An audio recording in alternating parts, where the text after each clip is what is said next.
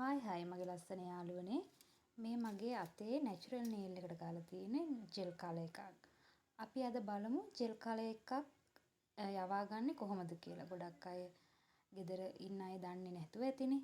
ගෙදර ඉන්න අයයි අපි සැලොන් එකක් කරන කෙනෙකුටයි මේක ලස්සනට මේ අද කියලා දෙන්න හදන්නේ. අපි බලමු මුලින්ම අවශ්‍ය කරන දේවල්. සීබ්‍රා ෆයිල් එක, බෆ් එක, කොටන්, ෆොයිල්, ඇසිටෝන්. අපිට ඒ ටික අනිවාර්යෙන් අවශ්‍යයි. අපි දැන් කළ යුත්තේ මුලින්ම අපේ මේ කලර් එකේ උඩ තියෙන টොප් කෝට් එක යවා ගන්න එක. ඒකට මේ සීබ්‍රා ෆයිල් එක අරගෙන මේ විදිහට টොප් එක හිමින් සීරුවේ කඩා ගන්න. ඒ විදිහට ඇඟිලි පහම ඔබගේ සේවාදායකගේ නම් සේවාදායකගේ ඇඟිලි එක අතක 5යි අත් දෙකේම 10 මුලින්ම ඒ විදිහට කරගන්න. টොප් කෝට් එක යවා ගත්තට පස්සේ අපේ නේල් වල තියෙන ෂයින් එක නැති වෙනවා. දැන් හොඳට බලන්න මේ නේල් වල ෂයින් එක නැහැ. දැන් අපි බලමු ඊළඟට කොහොමද මේ කලර් එක යවන්නේ කියලා. අපි කොටන් කෑල්ලයි ඒකට අවශ්‍ය වෙනවා ෆොයිල් කෑල්ලයි ඊළඟට ඇසිටෝන් එක අපි පුළුන් කෑල්ලට අරගෙන පුළුන් කෑල්ල තුනී එනවා නම් වඩා හොඳයි.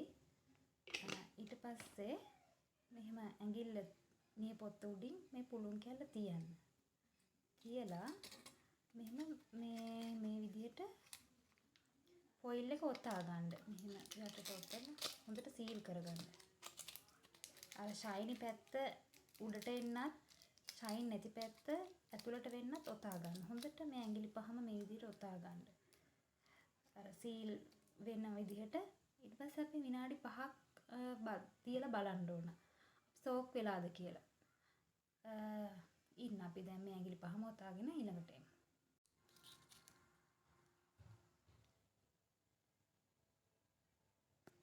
මේ තියෙන ඇසිටන් ගාලා ෆොයිල් කොලේ අයින් කරාට පස්සේ පේන විදිහ. අර නිකන් පොතු පිපිලා පොතු ගැලවෙන්න වගේ වෙන්නේ. ඔයාට එතකොට මෙන්න මේ පුෂර් එකෙන්.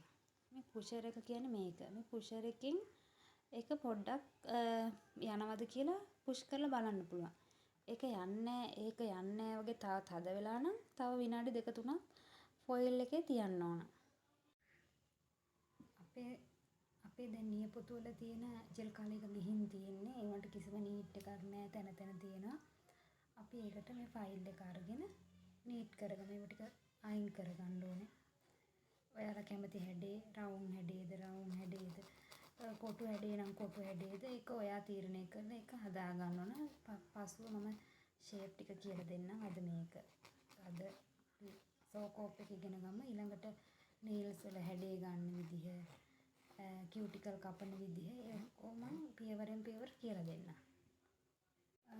අපි දැන් බෆ් එක මොකටද ගත්තේ කියලා ඔයාලා බලන්න. බෆ් එකේ තියෙනවා රෆ් පැත්තකුයි සිනිඳු පැත්තකුයි. සිනිඳු පැත්තෙන් අපි දැන් අර නේල් එක දැන් ඇසිටෝන් දාලා කලර් එක යවලා තියෙන්නේ. එතකොට අර සීබ්‍රා ෆයිල් එකෙන් අපි ෆයිල් කරා. එතකොට නිකන් නියපොත්ත අල්ලද්දී ඔයාලට තේරෙනවා රළු ගතිය. ඒ රළු ගතිය නැති වෙන්න මේ අර බෆ් එකේ සිනිඳු පැත්තෙන් මෙහෙම ලස්සනට බෆ් කරන්න. එතකොට ඔයාලට නේල් එක ඩැමේජ් නොවුනා විදිහට ඩැමේජ් වෙන්නේ නැති වෙන්න වැඩේ කරන්න ඕනේ. ලස්සනට එතකොට නිමා හොඳ පෙනුමක් එනවා. ඊට පස්සේ ඩස්ටර් එක අරන් හොඳට ක්ලීන් කරන්න.